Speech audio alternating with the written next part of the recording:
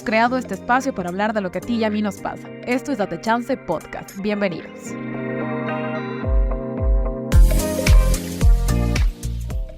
Hola a todos y bienvenidos al episodio número 17 de Date Chance Podcast. Estamos muy contentos que esté con nosotros en inicio de año. Estoy con Silvi como siempre y con nuestra invitada de hoy, es Sofía Cueva. Bienvenida. Muchas gracias, chicas, por su espacio. Bienvenida, Sofía. Hoy ya tenemos un programazo realmente. Creo que todos estamos un poco nerviosos. Yo estoy un poco nerviosa, pero vamos a empezar con la dinámica de siempre. Sofía, bienvenida. Pero primero, ¿quién es Sofía Cueva? Bueno, primero, gracias por invitarme, que me parece súper que hagan este tipo de espacios, este tipo de podcast. En realidad, yo creo que nos enseña y nos ayuda mucho. ¿Y quién es Sofía Cueva? Yo creo que yo siempre digo que soy una feminista de manera técnica, porque he trabajado por las mujeres y para las mujeres, y también por grupos de atención prioritaria. Soy psicóloga de profesión y creo que también soy mamá, esposa y algo que ha marcado mi vida, que es la función pública. Para entrar un poquito en contexto, ¿nos puedes comentar a qué te dedicas? Ahora estoy a cargo de la zona 7 en lo que es Ministerio de la Mujer y Derechos Humanos, ahora mismo. Qué chévere. Dentro de la psicología, ¿por qué decidiste estudiar psicología? Porque, bueno, yo creo que ¿no? Un autotrabajo ha sido saber que sé escuchar, que soy buena por escuchar. Soy muy perceptiva y por eso yo creo que escogí psicología, por eso, o sea, en realidad por eso y porque el ayudar a las personas también, aunque tenía algún profesor que me decía que los psicólogos siempre decimos que queremos ayudar y eso es una falacia, que es una mentira, pero yo creo que sí, o sea, desde tu profesión, sea cual fuere, yo creo que puedes ayudar un montón. Puedes ayudar, sí, yo estoy de acuerdo contigo, la verdad. ¿Por qué cuando saliste de la carrera de psicología, o qué pensabas mientras estudiabas en lo que querías trabajar? O sea, ¿querías como que salir a dar terapia o querías un tipo de trabajo diferente? Sabes que, bueno, la psicología tiene varias ramas. Es una carrera del área de la salud, ciencias sociales también, pero tenemos diferentes especialidades. Dar terapia, aunque todo el mundo dice que puedo hacerlo, que lo hago bien, no es algo fuerte para mí, yo creo que no. Yo siempre quise diagnosticar, quise dedicarme un poco al ámbito judicial, creo que porque era un poco mi sueño ser abogada también. Entonces me especialicé en psicología forense, que es, yo creería como que la fusión entre la psicología y el ámbito judicial. Y lo que quería hacer cuando salí de la carrera era trabajar en un centro de privación de libertad. Era mi sueño. ¿Era tu sueño? Sí. Oye, es que me parece increíble porque mucha gente, y yo ahorita estoy haciendo psicología, y la mayoría de personas cuando le preguntan a qué te quieres especializar es forense o criminología y bla, bla, bla. Pero es la primera vez que conozco a alguien que sí lo ha hecho, o sea, y que ha trabajado en el ámbito. Sí. ¿Cuál es la expectativa versus la realidad de estudiar psicología forense? Bueno, en realidad, a ver, la psicología forense, todo el mundo primero te va a decir que no, que vas a estudiar muertos, que no sé qué, y en fin, o sea, hay una rama que se llama autopsia psicológica, que haces perfiles criminológicos o victimológicos con el paciente en ausencia. Puede estar en una situación de secuestro, puede haber muerto, entonces tú haces todo un perfil para eso, así que quien dice que la psicología forense no estudia a los muertos, pues sí podemos hacer eso. Y todo lo que es el ámbito judicial, ¿no? O sea, en realidad yo creo que eso es lo fuerte de la psicología forense. Okay. O sea, ahorita que dices como que hacer un perfil, ¿te refieres a que puedes hacer un perfil de acuerdo con las opiniones de otras personas o como sin que esté esa persona? Claro, o sea, por ejemplo, vas recogiendo datos de la persona en ausencia, o sea, con quién estaba, qué hacía, qué se dedicaba, revisas fotos, revisas como todo un perfil para tú armar los rasgos de personalidad de esa persona. Y de acuerdo a eso, no sé, capaz ves un tema de secuestro, un tema de fallecimientos y suicidio, homicidio, femicidio también. O sea, todo puedes eso armar en ausencia de la persona. Te voy a hacer una pregunta que ya hicimos en uno de los anteriores podcasts, pero para tenerlo igual como más claro y tal vez escuchar otra opinión. ¿Cuál es la diferencia entre femicidio y feminicidio? Ajá. O sea, el femicidio es la muerte violenta a una mujer por razón de ser mujer. Y un feminicidio es lo mismo, pero el plus es que hay también un crimen de Estado, ¿no? Que capaz en funciones... Bueno, el tema de, por ejemplo, se me ocurre ahora mismo el tema de María Belén Bernal, que muchas personas decían que era feminicidio, porque fue dentro de un complejo judicial, porque era una persona policía, pero claro, dentro de eso hay que ahondar mucho más y ver en qué condiciones estaba el agresor. Entonces, feminicidio tiene que ver mucho con que el Estado esté inmiscuido también. O como que el Estado sepa que esta persona está pasando por actos de violencia o algo más así. que todo que tenga como una responsabilidad indirecta. Ya, me quedó claro. Siempre tengo esa duda. Sí. ¿Cuáles fueron de tus primeros trabajos ya como psicóloga? Mi primer trabajo como psicóloga fue trabajar en una casa de acogida para niñas y adolescentes víctimas de violencia, de todas las formas de violencia. En estas experiencias dentro de la psicología forense, ¿has tenido alguna que te ha marcado de alguna forma dentro del ámbito laboral? Yo creo que un montón, en realidad. O sea, trabajar con niñas y adolescentes víctimas de violencia, sobre todo de violencia sexual, es súper fuerte. Es súper fuerte. Por ejemplo, teníamos nenas de 2 o 3 años que tenían virus de papiloma humano, que no podían dormir con otras nenas, que no podían compartir esto, y eran unas nenas súper pequeñas. Que capaz ni siquiera tenían idea de lo que estaban viviendo. Para nada, ni siquiera las madres, porque es un tema de psicoeducar un poco qué es el virus, por qué, cómo se transmite, quién lo porta y todo eso, porque ellas no tienen idea. O sea, incluso hay muchas mujeres que se sienten culpables por esto.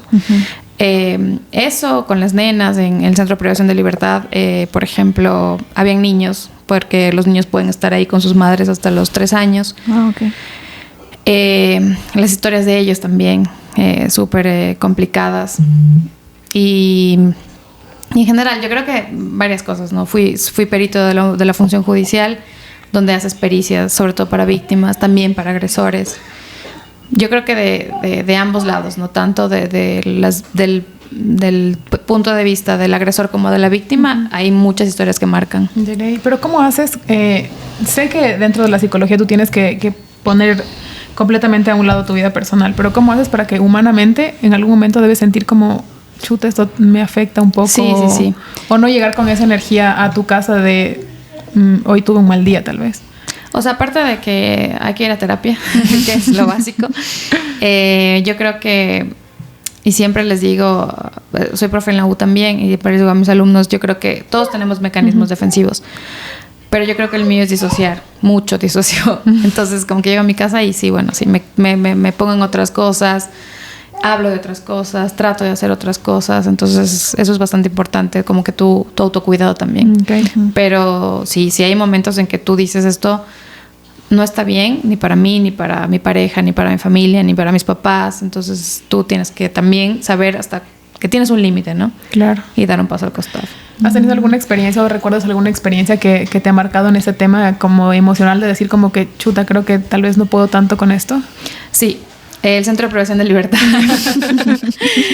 En realidad... Era tu sueño. Era mi sueño. Sí. Era. Yo estudié psicología forense en Argentina, volví de Buenos Aires y fui técnica docente en una universidad. Luego me llamaron para ser psicóloga del Centro de Privación de Libertad.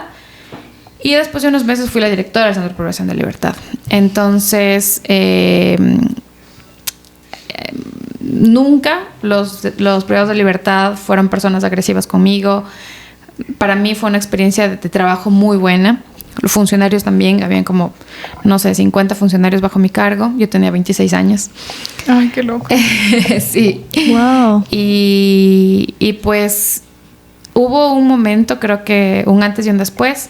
Yo salía tarde, obviamente como mucha gente que tiene puestos directivos o puestos de decisión, no sales a la hora que es. Salía y revisaba mi carro, lo revisaba qué tenía dentro, qué tenía afuera, no tocaba nada. O salía mi esposo, era mi novio en ese momento, yo siempre le mandaba la ubicación, o si salía me aprendía las placas de los carros que estaban al lado. Ya como vivir un miedo paranoia. constante. Sí, me puse súper paranoica. Fue un momento en que dije, yo creo que esto no está bien. Entonces decidí renunciar Y pues por suerte conseguí el trabajo ahora en el ministerio, pues ya ahí voy como 4 años. ¿Ya cuánto tiempo trabajaste en el Centro de Privación de la Libertad? Un año. Un año seguido. Ay, qué loco. Como encargada. Claro, entre psicóloga y directora 1 año. Pero entraste dando terapia a ciertas Sí. O sea, yo personas hacía, privadas de la libertad. las valoraciones psicológicas, contención emocional, porque ellas son personas que obviamente se encuentran en una situación de vulnerabilidad. Entonces teníamos intentos autolíticos, ideación suicida, todos temas complejos. Entonces sí entré a hacer eso, a perfiles. ¿Y qué tal esta interacción con las personas privadas de la libertad?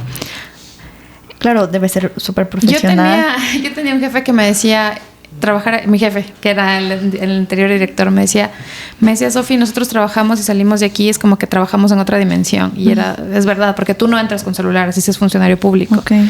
No entras con celular, no tienes teléfono, no solo tienes correo electrónico y nada más. Entonces, claro, tus 8 horas eran para esas personas. Y dentro del ámbito profesional, escuchas muchas historias, tienes que ser muy fuerte porque habrán historias que son reales, otras que no lo son.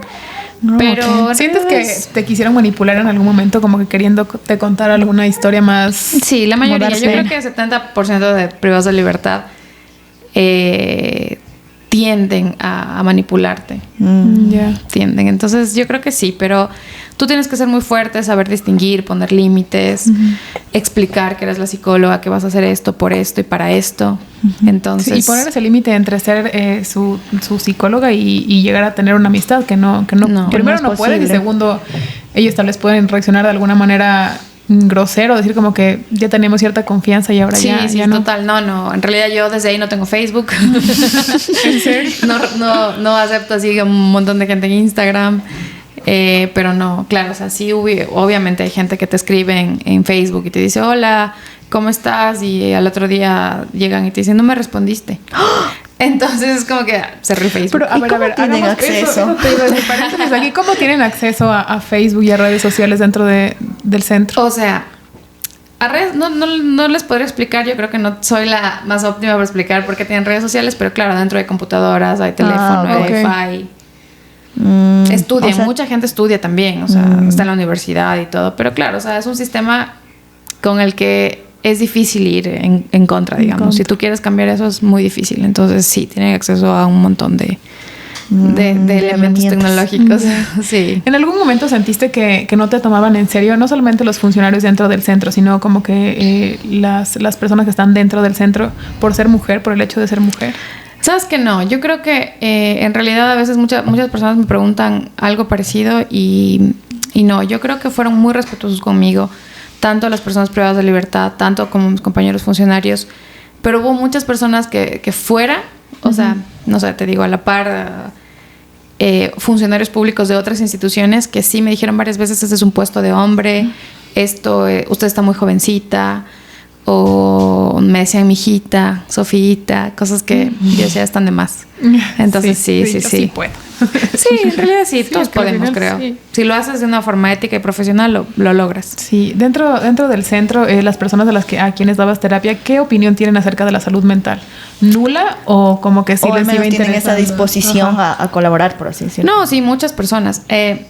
A ver, ellos para acceder a un cambio de régimen penitenciario, o sea, una prelibertad, un régimen semiabierto, o para cumplir su pena privativa completa, tienen que haber ido a terapia. Ah, ok. Es un requisito. Entonces, exacto. Entonces, sí o sí, o te tienen que ver, o tú tienes que irlos a buscar para decirles, oigan, si quieren salir, pues tienen que ir a terapia.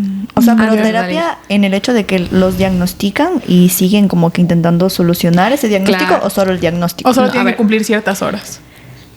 Hacemos el diagnóstico primero, inicialmente. Y claro, nos enfocamos en cuál sería, digamos, su patología, si es que existiera una patología, o su afectación, porque no todo es una patología. No todas las personas que están dentro tienen una patología, no sé, mental, emocional, etcétera. Pero sí es importante que tú, no sé, puedas incluso, yo les pondré el ejemplo de mujeres, poder trabajar en su autoestima, en su autocuidado, empoderarlas, decirle, mire, tú puedes afuera. La mayoría de mujeres son víctimas de violencia, entonces tú trabajar en eso, en tu confianza sobre todo. que pueden trabajar, que pueden generar recursos propios, etcétera. Entonces, de hecho, que hay una vida después de, o sea, porque siento que creo que ese es el gran fallo, y lo digo desde un punto de vista muy personal, de que se cree que luego no hay ninguna oportunidad, y hay muy pocas, sí, pero debe haber alguna manera de poder empezar una vida otra vez después de salir de un centro de privación de libertad. Yo soy súper fan de Karol G. Más porque como cantante, por lo que hace. Y ella trabaja mucho con mujeres privadas de la libertad. Y ella dice que todos merecemos segundas oportunidades, menos el ex. Eso sí. Entonces, sí, todos merecemos una segunda oportunidad. Aparte, estar privado de libertad no solamente es porque cometes un delito grave o mayor. O sea, tú puedes estar privado de libertad, no sé, porque saliste, manejaste borracho, atropellaste a alguien y son 15 años. Sí, y siempre hay como que este estigma de, bueno, es que ya estuve en un centro de privación de la libertad, cuando primero no sabemos la historia detrás y lo que tú decías, o sea, siempre hay como que segundas oportunidades. Hay casos en los que siento que no, o sea, hay gente que comete cosas horribles, pero no es general la gente que está en estos centros que hace cosas horrorosas. Sí, todos tienen ellos cosas horrorosas. Y es un tema de la justicia también, o sea, la justicia se encarga de eso. Y ya está, pero en realidad también es un trabajo de la sociedad. De la sociedad, sí. Como que me gusta esa palabra de reinserción, porque les comentaba que yo vi esta serie de Orange is the New Black, y un caso que a mí no me puedo olvidar yo ni siquiera me acuerdo el nombre, pero era de una que logra salir y que luego ella hace a propósito algo malo para que la vuelvan a meter a la cárcel porque es su único hogar. O sea, la única realidad que conoce es volver a un centro de privación de la libertad porque afuera no tiene trabajo, afuera no tiene comida, afuera no tiene familia, y es la única realidad que donde está a salvo, al menos. Y digamos eso que es una serie, que es ficción, no se aleja mucho de la realidad. Sí. Hay muchas personas que están dentro de un centro de privación de libertad que no tienen una red de apoyo, que puede ser su familia, sus amigos, etcétera, que como que no te sostienen, y lo único que tú tienes es un centro de privación de libertad, que tienes techo, casa, comida. Sí, seguridad, los al recursos menos que necesitas. Lo básico.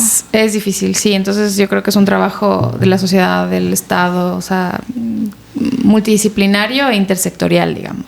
Dentro del centro se trabaja con eso, como que, qué sé yo, además de este trabajo de trabajar en su confianza, en su autoestima, se les enseña habilidades o algunas, qué sé yo, manualidades o carpintería o aprender a coser, o sea, alguna habilidad que puedan luego hacer un oficio para que luego puedan salir a hacer de eso su trabajo. Sí. Lo que se hace dentro del Centro de Privación de Libertad es que cada funcionario se encargue de un eje, ¿no? De un eje para que ellos puedan reinsertarse en la sociedad. Hay un eje laboral, educativo, psicológico, social. Entonces, claro, ellos también descubren qué pueden hacer, cuál es su fuerte. Habrá personas que incluso ahí, no sé si han escuchado, hacen las redes de las canchas de vóley. Y uno dice, bueno, es una red. No, es una cosa dificilísima.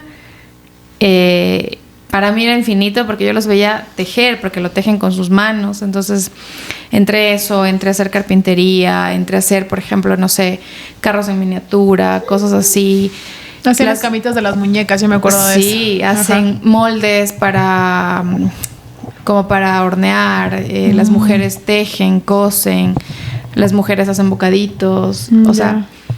Y también, muy aparte de eso, hay gente que estudia en la universidad, gente que termina de estudiar su universidad, gente que hace masterados dentro del Centro de Privación de Libertad. Entonces, sí hay. ¿Conoces algún caso que te haya llenado, qué sé yo, tal vez la palabra podría ser de orgullo, decir como que lo logró así?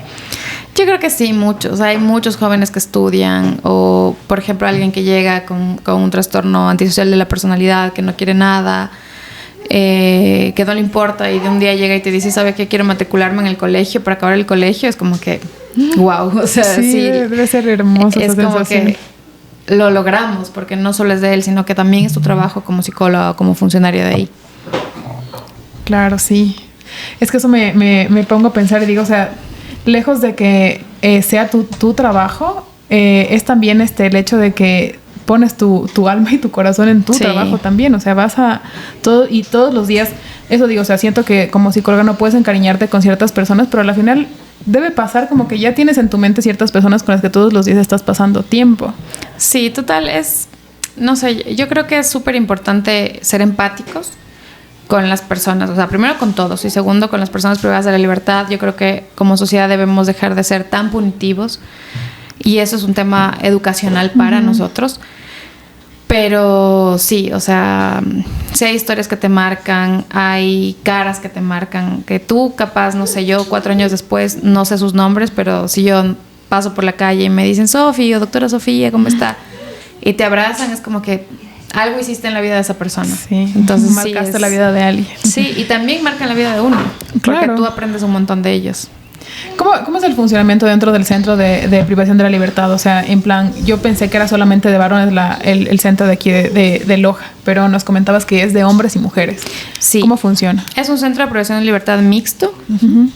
Por lo general hay un promedio de hombres que hay entre 800 y 1000 hombres. Sé que en los últimos años, que será 2, han bajado el número de las personas, ¿no? Porque hay acceso a cambios de régimen, hay indultos presidenciales, etcétera. Y de mujeres habrán de 60-80, casi siempre. Okay. Entonces son pabellones separados. Obviamente tienen que ser separados. Entonces yo creo que son espacios donde sí se puede diferenciar, digamos, lo que hacen los hombres con las mujeres. En ningún momento ellos pueden tener interacción. Sí, lo tienen cuando son, por ejemplo, pareja, ¿no? O sea, cuando son pareja, cuando ves una cédula que están casados o cuando tienen un papel notariado que dice que tienen una unión de hecho, etcétera. Entonces sí tienen acceso a visitarse, por ejemplo. Pero dentro del mismo pabellón. O sea, claro, por lo general las mujeres van al pabellón de varones. Ay, qué loco. ¿Qué sentiste tu primer día de trabajo? No te diga como Mi que primer día de trabajo fue bastante chistoso. Porque, claro, yo llegaba de trabajar en un centro de salud que era de una universidad. Y yo era muy joven, yo confiaba, ¿no?, en el sistema y dije, bueno, no. Pero de sí, ilusión. Pero la persona que estaba atendiendo me sacó un espejo roto y me dijo, mires en el espejo, y me lo acercó un montón. Y yo fue como que, ay. Pero, claro, o sea, yo reacciono o sea, todos reaccionamos al miedo de forma diferente. Yo me enojo y luego me pongo nerviosa. Entonces, claro, me enojé con él, me enojé con el guía penitenciario porque no lo revisó al salir y todo eso. Porque, claro, o sea, tienen un espejo roto, es un arma. Claro, al final sí. Luego me fui a quejar con el director y todo, pero el señor salió a pedirme disculpas, a decirme, mire, no sabía que usted era la psicóloga, no la había visto nunca y todo, pero son experiencias que creo que aprendes, ¿no? Y luego eres mucho más precavida, luego sabes qué decir, qué hacer, no sé, hasta cómo poner el escritorio, hasta eso sabes. Entonces, eso fue mi primer día en realidad. ¿Cómo era tu actitud dentro del centro? ¿Era como que más como así ruda o que te vean como que más dócil o...? Bueno, en realidad, ¿Cuál es el personaje que tenías que poner para que, no sé? Bueno, en realidad yo no creo que ruda, porque yo tengo un carácter bastante fuerte. Aunque yo siempre estoy risueña, siempre trato de que la gente esté bien, feliz y todo eso. En realidad no, yo creo que ojalá nadie del SNAI tenga acceso a esto. No, pero yo no creo que los militares o los policías sean las personas más óptimas para dirigir esto. Sí, para salvaguardar la integridad o la seguridad y eso, pero para dirigir algo así, yo creo que necesitas personas que estén preparadas profesionalmente y sabiendo qué van a hacer, ¿no? Alguna vez yo le decía a un adulto mayor ahí, ¿cómo está? ¿Cómo amaneció? ¿Qué tal durmió? Y si el señor se pone a llorar y yo era así como que, ¿qué pasa? Me dice, no sabe hace cuántos años nadie me pregunta cómo duermo. ¡Qué salvaje! Entonces, yo siempre fui así, fui amable, saludarlos, ir a verlos, darles la mano. Hay gente que no les da la mano. Entonces, bueno, yo soy así en todo lado de mi trabajo igual. Yo siempre trato de que todos estén bien, que todos se sientan bien. Pero con ellos era que yo trataba de decirles, mire, tú eres bueno para hacer, no sé, manillas, para forrar esferos. Otras personas eran agricultores. Es que hay una diferencia muy grande entre que te respeten por respeto a que te respeten por miedo. Totalmente. Entonces siento que lograr eso es guau, o sea, de una persona que dice... Yo por eso te digo, o sea, a mí nunca me faltaron el respeto, ni mis compañeros, funcionarios públicos, ni las personas privadas de la libertad. Te tenían full cariño. Sí. Yo cuando renuncié en realidad no me quise despedir de nadie y me fui. Y claro, me decían, oiga, piden que venga a despedirse, y yo como que no quiero. Porque, no sé, o sea, yo veía que gente podía, no sé, cosechar, sembrar y todo esto, y nos poníamos a hacer una huerta de culantro, de cosas así que podrían hacer sentir útil a la gente. Sí, total. Hicimos un jardín de flores y éramos felices sembrando flores. Entonces sí, o sea, yo creo que recibes lo que das. Sí. Y en esos espacios más. Estamos hablando de gente que como tú dices, como esta persona de adulto mayor, nunca ha recibido, o sea, un halago, un tú puedes, eres bueno para esto, que vienen de hogares muy quebrados, porque es generacional, y yo creo mucho en la educación, y siento que viene desde esto, o sea, y hablábamos en algunas ocasiones con otras personas también que no tienen un punto de referencia, y su único punto de referencia es hacer lo que sus padres hacen, por ejemplo, en el caso de robar, ¿no? Les enseñan a hacer eso, o sea, es como generacional, que a la final, o sea, es algo que la sociedad está construyendo, o sea, no... Es difícil ver desde ese punto, porque en realidad es algo creado, no algo que por decisión. O sea, primero yo creo mucho en la psicología cognitivo-conductual. Lo que tú haces, la gente lo aprende y lo replica. O sea, desde que, no sé, desde un bebé. Pero aparte de esto, súmale un tema de que no tienes una red de apoyo, súmale que tu microsistema familiar se dedica a lo mismo, que tú no tienes otra salida, que lo aprendiste a hacer y que no tienes otra opción. Entonces yo creo que sí es bastante complejo. O sea, son hogares disfuncionales, hogares que tienen como bandera la violencia. Entonces, claro, los descolocas mucho cuando comienzas a tratarlos de otra forma. Cuando les preguntas cómo estás, comió, no comió. Entonces, en realidad ellos sí se dan cuenta que pueden merecer otras cosas, que pueden hacer otras cosas.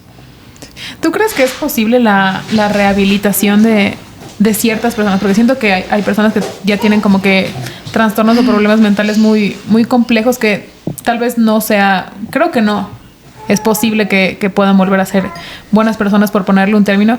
Pero ¿tú crees en la rehabilitación del común denominador, así, de que se pueda volver a trabajar y así? O sea, primero, yo creo que las personas que no pueden acceder a un programa de rehabilitación social deben tener algún trastorno psiquiátrico. Para eso la justicia dice que son inimputables, que al final no hay un centro psiquiátrico para llevar a una persona que ha cometido un delito y que tiene un plus de un trastorno psiquiátrico. Entonces, todos están ahí, todos están todos contra todos. Exacto, pero yo creo que cambiando un sistema, cambiando las políticas públicas, trabajando mucho en prevención, sí puedes hacer rehabilitación. Capaz ahora mismo no, capaz lo están trabajando, no lo sé. Yo ya dejé ese ministerio hace 4 años. Sé que dentro, o que cada centro de privación de libertad hace lo que puede, para poder llegar a sus personas privadas de la libertad. Pero yo creo que sí hay, no sé, recursos, políticas públicas, un cambio de sistema. Sí puedes llegar a hacer una rehabilitación. Pero no es lo común. O sea, siempre se escucha como que no hay una verdadera rehabilitación dentro de estos centros. Como que siempre aprenden o salen peor. Y a mí lo que más me da pesar, siento que es como que los jóvenes. O sea, como que ya desde los 18, hay personas de 18 años ya dentro de estos centros y salen con... O sea, y acuérdate que también hay centros de adolescentes infractores, que son niños desde 12 hasta los 17 años, 11 meses, que también están detenidos. Entonces, yo creo que es un tema también de recursos. O sea, si tú como Estado dices, bueno, tengo 2 psicólogos para 1000 detenidos, no vas a hacer nada. No. Es que es humanamente imposible. No puedes. Y en ese caso, por ejemplo, en un caso de que un menor de edad cometa un delito, qué sé yo, homicidio, va a un centro de adolescentes. Okay. Sí, ahí cumple, digamos, su pena privativa de la libertad. Y en este caso que nos comentabas de los centros psiquiátricos, ¿nunca ha habido como una intención o de alguna autoridad o algo en crear algo así? Porque, o sea, no hay ninguna... O sea, entiendo que antes el Instituto de Neurociencias, que es el Lorenzo Ponce, no sé si se llama así, pero se llama Instituto de Neurociencias. Ahora es Instituto de Neurociencias. Ajá, ahí y al Julián Dar en Quito iban las personas que tenían que cometían un delito y tenían un trastorno. Pero claro, son centros privados. Deberían tener un convenio con el Estado, que el Estado le dé recursos, porque tienes que mantener personas. Claro. Comida. Incluso pagar a los funcionarios que van a tratar, exacto. ¿no? Entonces, darles la seguridad también. Porque no es lo mismo trabajar con una persona antisocial que con un trastorno psiquiátrico, claro, más un delito. Entonces, claro. Sí. No, y si es un tema de recursos, estamos hablando de que son familias que no tienen recursos, mucho menos van a designar una cantidad de sus ingresos para pagar un centro. Ajá. O sea, ni siquiera el que... Estado te da recursos. Ajá. O sea, no es que no te da, sino es que no tiene. No tiene. Siento que pasa mucho esto con las adicciones también, que al final hace que muchas personas cometan delitos dentro de las adicciones y así. Pero muchas familias simplemente no es que no quieran o no tengan la intención, sino que no tienen los recursos para meter a una persona en un centro de rehabilitación. Y hay personas incluso privadas de la libertad que los detienen y la familia nunca va. O sea, años que no los ve. Y sobre todo con las personas psiquiátricas. O sea, es un abandono en realidad. O sea, nadie los va a ver, nadie los retira, nadie hace un papel, nadie hace nada. Dentro de los trastornos que pudiste diagnosticar, ¿cuáles crees que hayan sido los más comunes o los que más veías dentro del centro? Trastornos de personalidad. Mi tesis es de trastornos de personalidad justo en el sistema penitenciario. Y muchas personas que tenían brotes psicóticos. Yeah. Y para mí tercero sería el consumo de sustancias. Consumo de sustancias. ¿Cuál era la sustancia como que más se consumía? O sea, en plan alcohol o no. Cosas más fuertes. Cocaína yo creo que es la sustancia que más se consume. Okay. Y en ese caso, cuando alguien entra, por así decirlo, un adicto, obviamente van a estar en desintoxicación adentro, pero no reciben como un tratamiento, por así decirlo. O solo ahí los dejan, o sea, ¿no? primero, que se desintoxique. Yo te hablo de un centro de privación de libertad de mínima seguridad. Okay. Yo no he trabajado en uno de máxima seguridad, que a la final son relativamente nuevos, como, no sé, la cárcel regional de Guayaquil, Turi, o Cotopaxi. Okay. No sé cómo funciona ahí, pero claro, o sea, dentro de un centro de privación de libertad de mínima seguridad no tienes una sala de desintoxicación. Okay. Entonces, claro, tú vas y depende, o sea, te ubican de acuerdo al delito, de acuerdo a tu posible pena, porque claro, no entras ya con una sentencia. Pocas personas entran con una sentencia. Creo que más o menos el 80-85% de personas en el país no tienen una sentencia ejecutoriada, digamos. Entonces, están expuestos a muchas cosas. Pero claro, dentro del Centro de Privación de Libertad hay muchas personas que te ayudan, personas que les podríamos llamar como terapistas vivenciales, que han salido de adicciones, que tienen sus grupos de alcohólicos o narcóticos anónimos, que tratan de ayudar.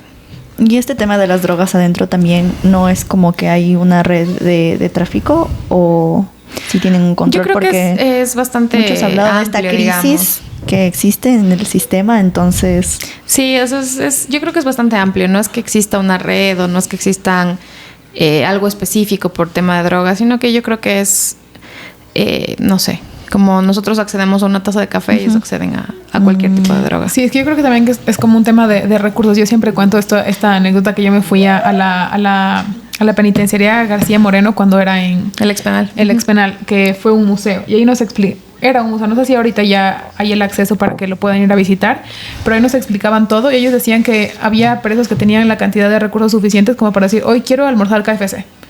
Y llevaban KFC para todos así. Entonces siento que de igual manera debe funcionar en este centro, ¿no? Como la gente que tiene recursos o la gente que tiene ciertos, no sé, palancas, o sea, por así decirlo. Eso es lo que yo les decía al inicio, o sea, como que irte contra un sistema que está tan arraigado es súper difícil. Es súper difícil irte en contra de eso, y tú sola contra un sistema es difícil. Imposible, yo creo. Bueno, no lo digamos imposible, digamos que es súper difícil. O sea, solas no se puede. Sí, o sea, tú necesitas un montón de actores para cambiar ese sistema. Sí. ¿Crees que tú, o sea, personalmente eres una persona más empática después de escuchar ciertas experiencias de vida dentro del centro? Sí, total. Yo creo que se te rompe una burbuja de ley. Yo creo que en la universidad no era tan empática. Luego mis trabajos en realidad me han hecho pensar mucho en esto, y el ser mamá también es como súper difícil. Yo no sé cómo las mujeres privadas de la libertad son madres ahí, y las veces que he tenido que ir ahora igual, porque hacemos muchos talleres de prevención de violencia contra la mujer ahí.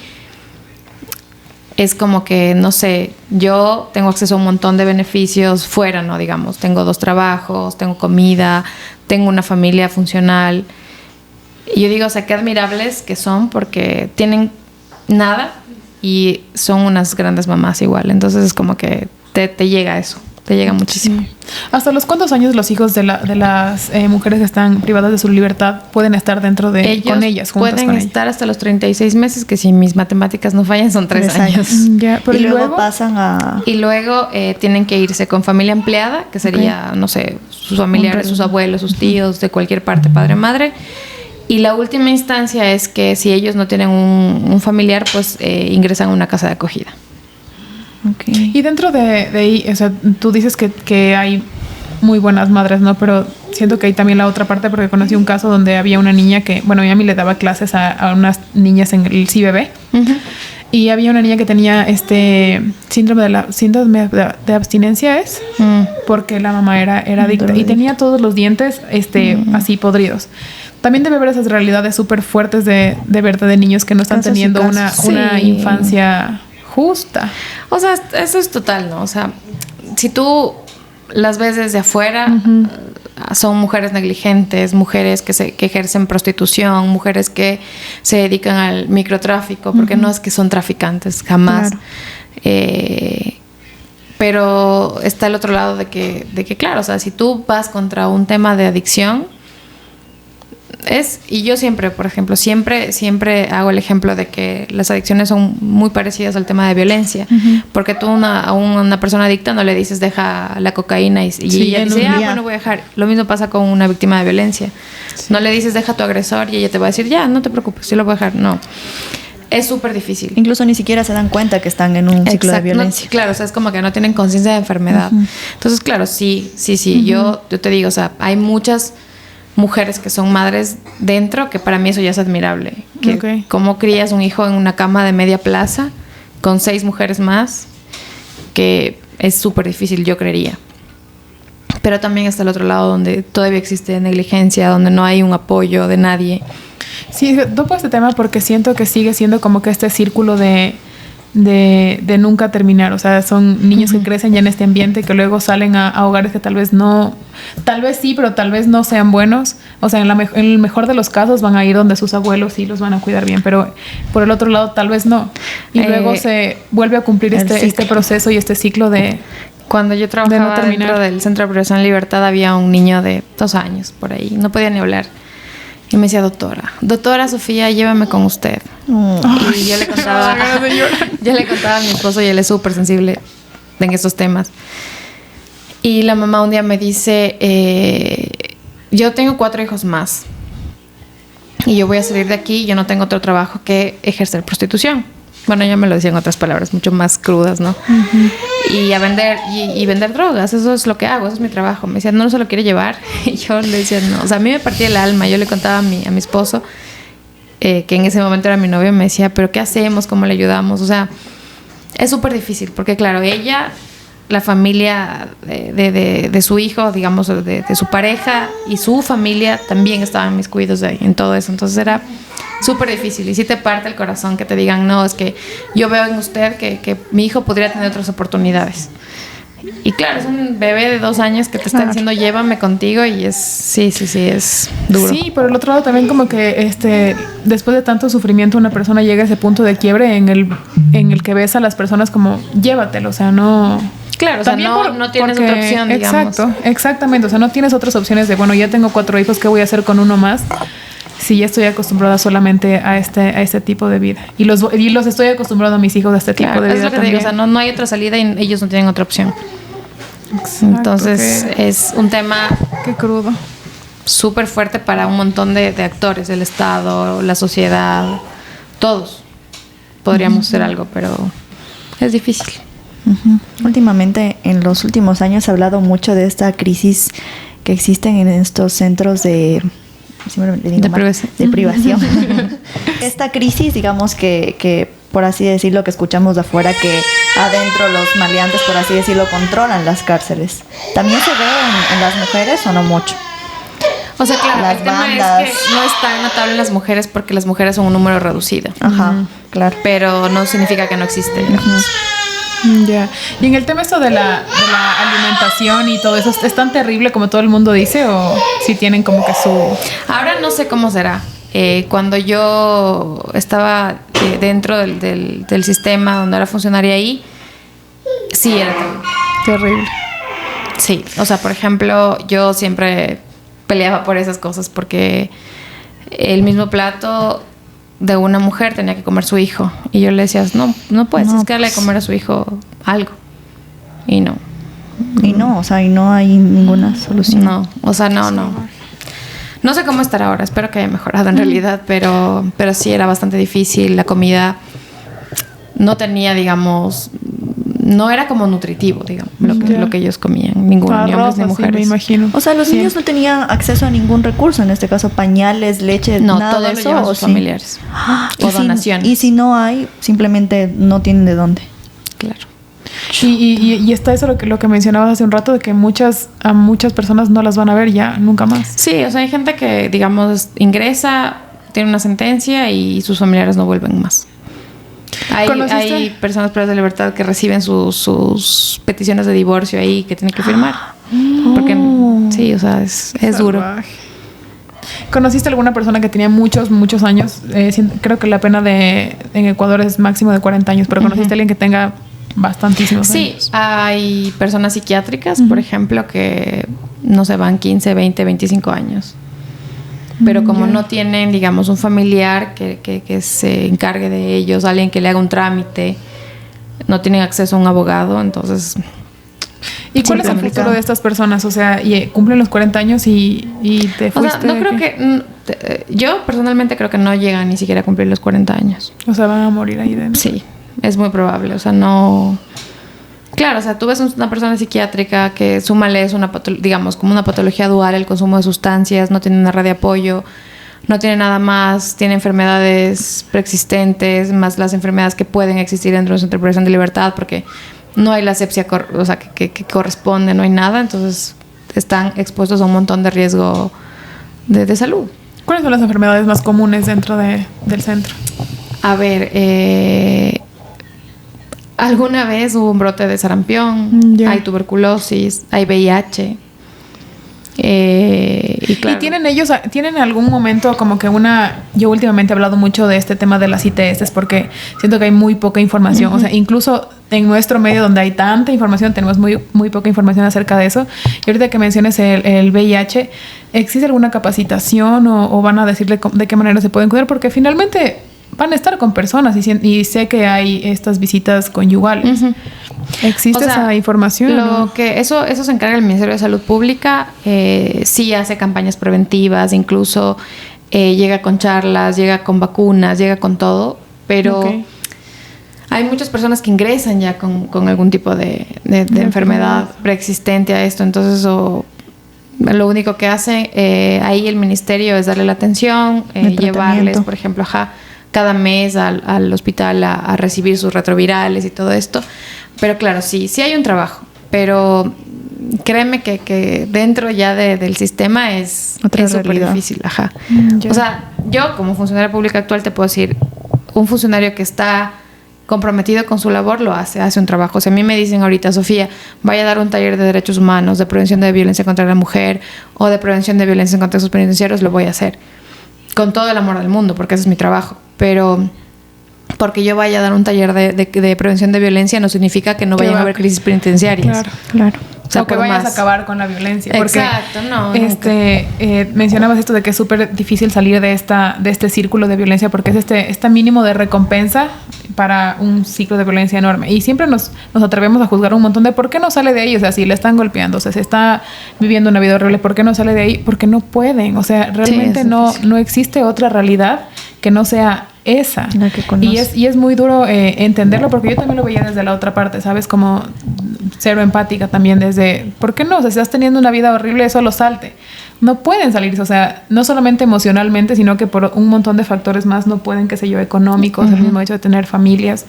No pueden, no es tan fácil decir como que, bueno, me voy y listo. No es así tan así. No se puede. O sea, si esa persona no tiene una red de apoyo, no tiene una psicoeducación, no tiene terapia, no tiene factores protectores, no, es súper difícil. Sí. Incluso orgánicamente, o sea, tu cabecita, no sé, yo siempre pongo ejemplos como que muy básicos y digo, hace como cortocircuito y dice, esto aprendí y ya, o sea, lo aprendí. Es lo que hay.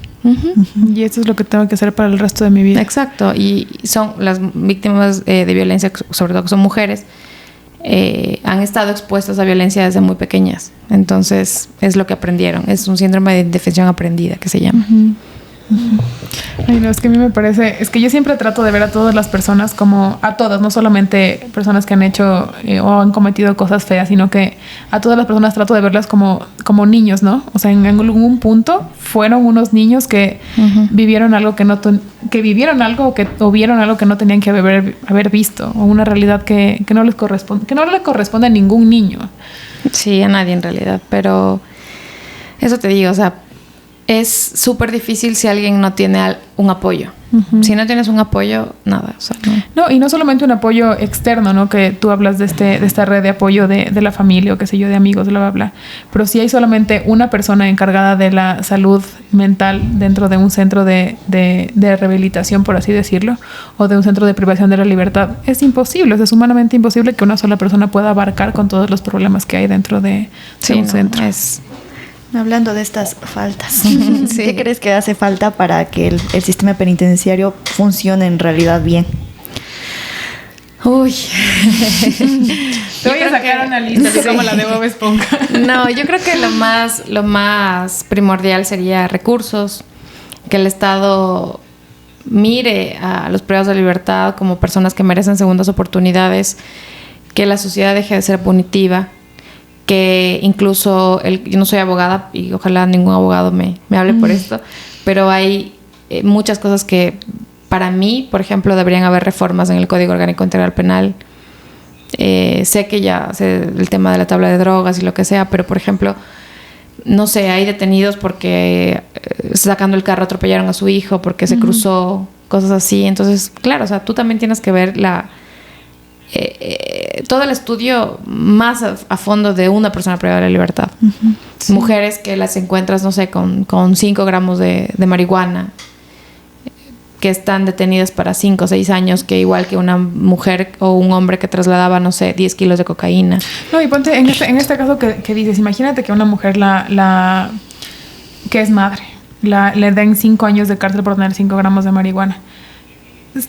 Van a estar esos niños botados, o sea, es como que no se mide y tienes toda la razón en que sí debe haber como que reformas diferentes porque no se está midiendo las consecuencias de terceros, o sea, ya la metes a la cárcel a una persona porque cometió un error, pero ¿y qué pasa con lo que deja atrás o con las consecuencias que tiene que esa persona esté dentro de Claro, por eso te digo, o sea, primero la sociedad es súper punitiva y el COIP también, entonces yo creo que es súper importante eso, recursos, que el Estado vuelva a mirar a estas personas, que no sé, o sea, que el código cambie, que las políticas públicas cambien, que existan los funcionarios públicos necesarios dentro de un centro de privación de libertad. O sea, todo eso importa para que hagan algo, o sea, algo grande. Porque yo sé, capaz hay muchos funcionarios que se dedican a esto, que están ahí, que están pendientes, que luchan por las personas que están dentro. Pero no se puede, o sea, no... Si somos 2 psicólogos para 1000 personas, no se puede ser mucho. No. ¿Qué crees que podemos hacer como sociedad para que esa situación mejore? No solamente como que ser un poco más inclusivos, un poco más empáticos, sino, qué sé yo, tal vez poder hacer una visita o se puede hacer eso. ¿O tú qué crees que podremos hacer como sociedad? O como, qué sé yo, una organización o algo. Porque siento que dentro de todas estas historias que nos cuentas, falta mucho respeto a esas personas y amor, o sea, nunca han sentido como que ese afecto de ninguna persona. Yo creo que educarnos primero, entender un poco de esto de que, bueno, incluso, no sé, capaz les pasa a ustedes en su casa también.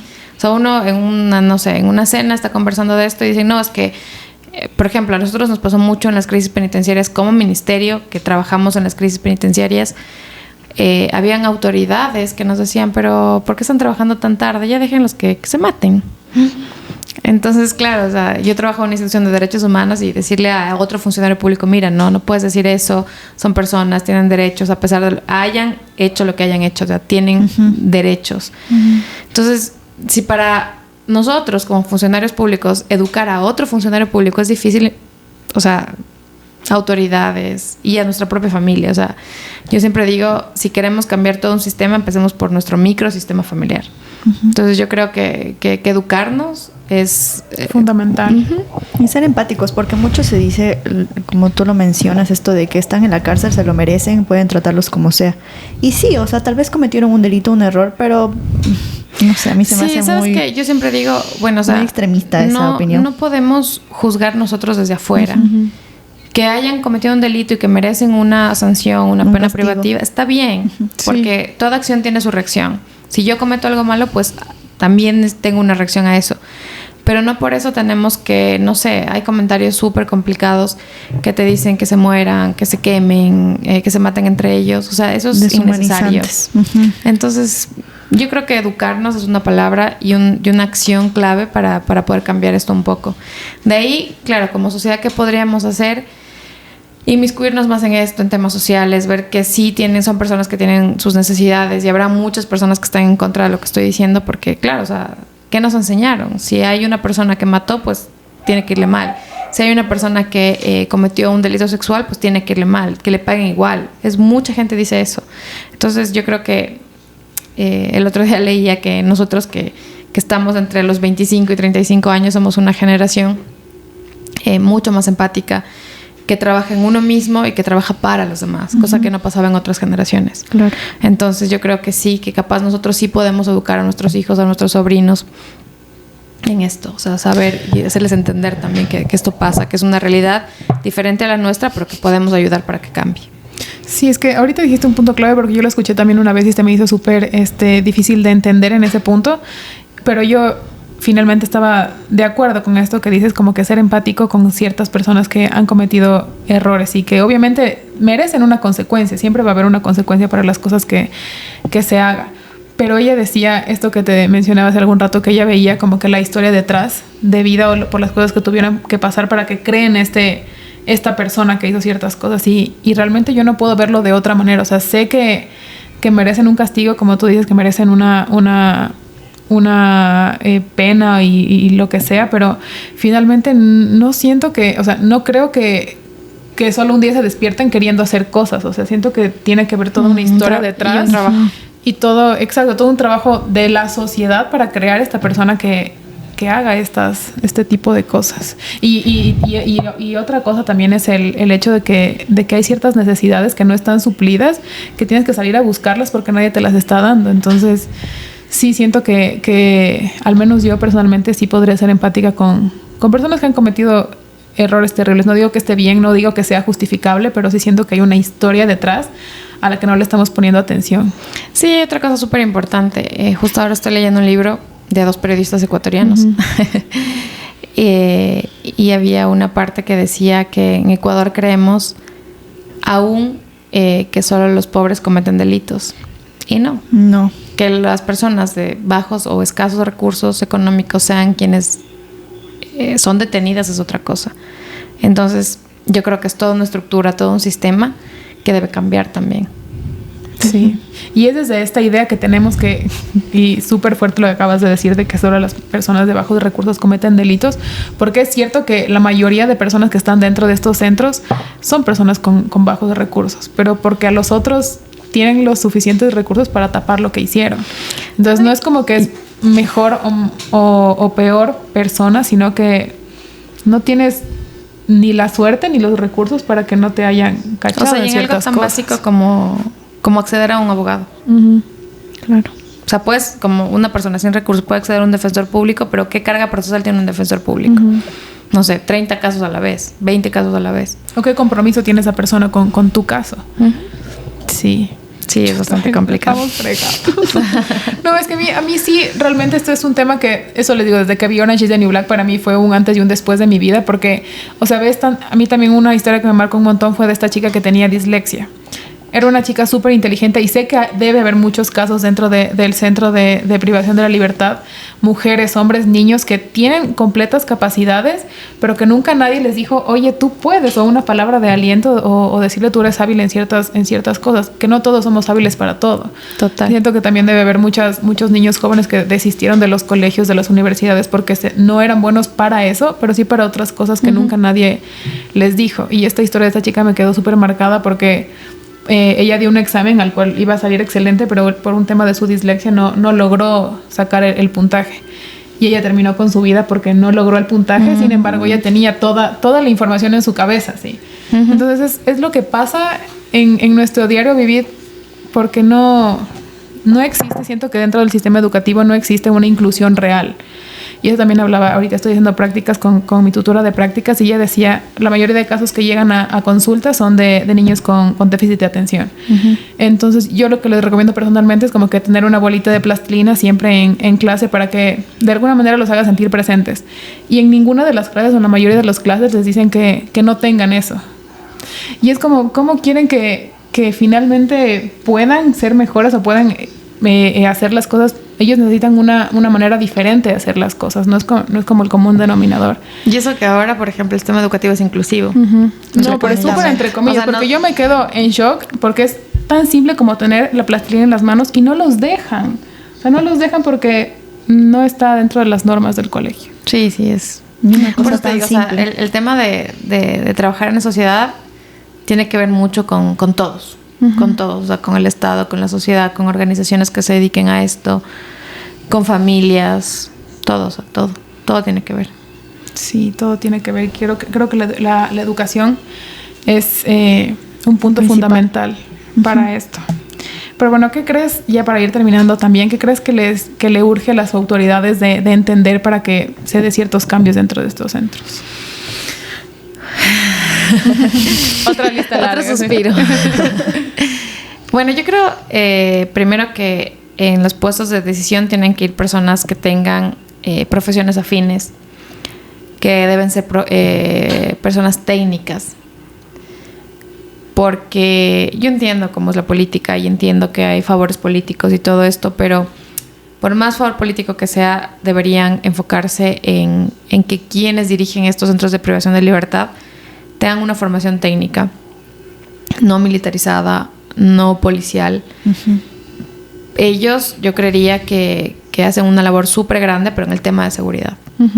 O sea, no vas a cambiar un centro de privación de libertad, no sé, exigiéndoles que se lustren los zapatos, exigiéndoles un uniforme, sino con actividades inclusivas, con actividades educativas, laborales, pero que sean importantes para ellos. O sea, el sueño de todo el mundo es que todos estén ahí dentro, pero que estudien en la universidad.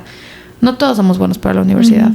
Que la sociedad nos lo haya dicho, que el Ecuador sea un país donde dices, si no tienes un título, si no tienes una maestría, no sirves para nada. No, hay gente que hace oficios y que son excelentes y que les va perfecto en la vida. Entonces, eso falta, yo creo. Falta mucho de eso, de entender que en el cargo de poder o de decisión dentro del Centro de Privación de Libertad tiene que estar alguien con formación técnica, para mí, yo creería que de la rama de las ciencias sociales, para que eso funcione. Sí. Y obviamente, segundo, están los recursos, aunque los recursos deben estar primero, pero yo creo que los recursos es súper importante. O sea, no puedes... O sea, sí deberían estar primero, pero en un mundo ideal en el que no vivimos. Claro, o sea, el tema de infraestructuras, el tema de funcionarios públicos, comida, como ustedes lo dijeron, o sea, todo eso, si tú tratas bien a alguien, pues esa persona va a decir, bueno, o sea, sí, están trabajando por mí, yo también voy a retribuir esto y voy a trabajar por ellos y salir y voy a hacer esto y lo que sea, pero hasta para que haya más orden dentro de... Sí. Sofía, te agradecemos un montón, de verdad. Hemos pasado una linda noche. Gracias, Dome. Ahí a los que nos están viendo, que creo que a todos nos falta un poco más de empatía, en lo humanamente que nos sea posible, ¿no? Gracias por estar aquí. No, a ustedes que mucha suerte. Espero que siempre traten estos temas que en realidad yo creo que de poquito nos llega a la sociedad en realidad. Así es. Muchas gracias, Sofía. Recuerden que pueden seguirnos en todas nuestras redes sociales como @datechance_podcast. Nos vemos la siguiente. Y suscríbanse, por favor. Gracias. Por favor. Bye.